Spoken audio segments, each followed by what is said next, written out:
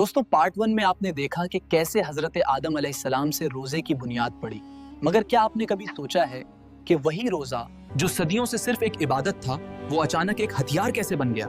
एक ऐसा हथियार जिसने मदीना की तपती धूप में 313 भूखे सिपाहियों को दुनिया की सबसे बड़ी ताकत के सामने खड़ा कर दिया। आज हम उस राज से पर्दा उठाएंगे जो आपने पहले कभी नहीं सुना होगा।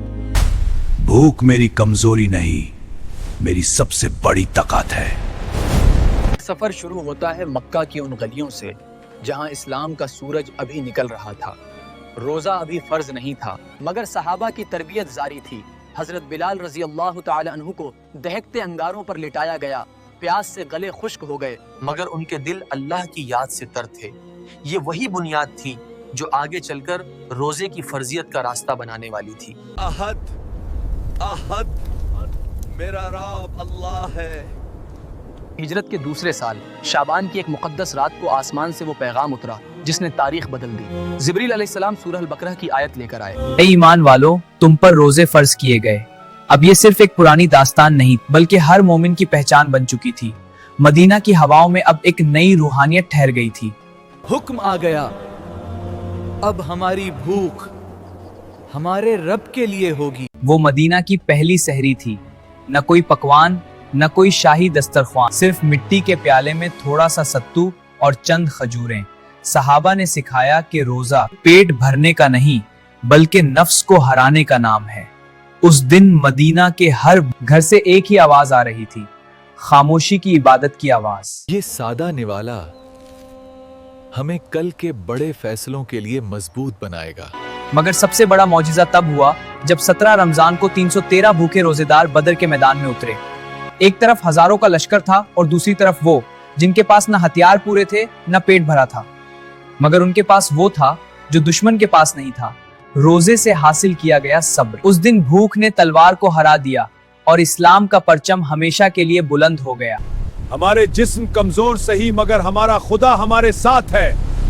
दोस्तों, ये थी मदीना की वो दास्तान जिसने सदियों पुरानी इस इबादत को एक इंकलाब बना दिया। मगर क्या आप जानते हैं कि मॉडर्न साइंस आज हमारे इस रोजे के बारे में क्या बातें कहती है? कैसे एक भूखा पेट जिस्म के अंदर सफाई का ऐसा निजाम शुरू करता है जो सेहत के लिए फायदेमंद साबित हो सकता है। देखिए इस डॉक्यूमेंट्री का सबसे इंपॉर्टेंट हिस्सा, द साइंस ऑफ फास्टिंग।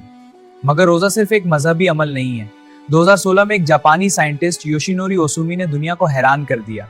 उन्होंने बताया कि जब इंसान कुछ समय तक भूखा रहता है तो जिसमें ऑटोफेजी नाम का एक प्रोसेस एक्टिवेट होता है। ऑटोफेजी एक बायोलॉजिकल प्रोसेस है जिसमें सेल्स खुद को रिसाइकल करती हैं। ये मैकेनिज्म बॉडी को हेल्दी रखने में मदद करता है। जब हम रुकते हैं तो हमारा जिस्म खुद को अंदर से साफ करना शुरू करता है।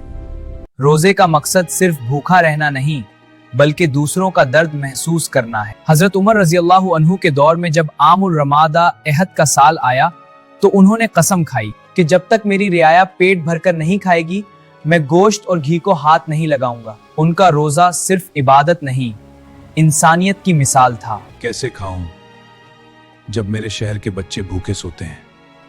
आज हमने देखा कि रोजा हजरत आदम अलैहिस्सलाम की तौबा से शुरू हुआ, पुरानी उम्मतों का सब्र बना, मदीना का इनकलाब बना और आज साइंस ने भी इसके कई पहलुओं को समझना शुरू कर दिया है। ये एक ऐसी इबादत है जो इंसान को फरिश्तों के दर्जे तक ले जाने की कोशिश करती है। ये सिर्फ भूख नहीं, ये खुदा से मिलने का एक जरिया है। मैं भूखा हूं मगर मेरी रूह आज मुकम्मल है।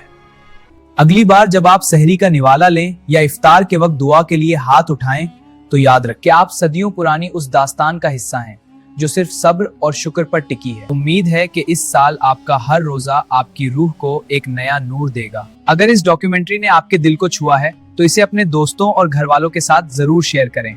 कमेंट में सुभानुल्लाह लिखकर हमारी हौसला अफजाई करें और बताएं कि आपको कौन सा हिस्सा सबसे ज्यादा पसंद आया। तब तक के लिए मुझे इजाजत दें। अगले सफर में फिर मिलेंगे एक नई और पुरअसर दास्तान के साथ। अल्लाह हाफिज।